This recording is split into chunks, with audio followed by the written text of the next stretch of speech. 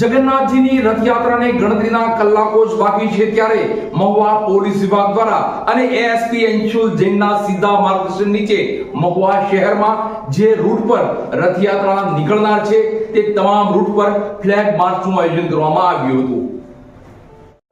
મહુવા શહેરમાં જગન્નાથજી ભગવાનની રથયાત્રાને લઈ મહુવા પોલીસ વિભાગ દ્વારા ફ્લેગ માર્ચ યોજાયો।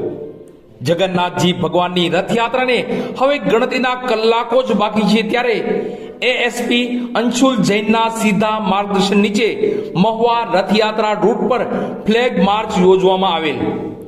અષાઢી બીજ અને તારીખ 7/7/2024 ને રવિવારના રોજ નાથ નગર યાત્રાએ નીકળવાના છે, જેની રથયાત્રા ખારજાપા સ્થિત ભગવાન જગન્નાથજીના મંદિરેથી નીકળી મોચી ચોક, કેબિન ચોક, વાંચડાવીર ચોક, વાસીતળાવ ચોક, કાગબાપુ ચોક, ગાંધીબાગ, જનતા પ્લોટ, ખોખરા પ્લોટ, બારપરા, લાતી બજાર થઈ પરત ખારજાપા સ્થિત જગન્નાથજીના મંદિરે આવશે।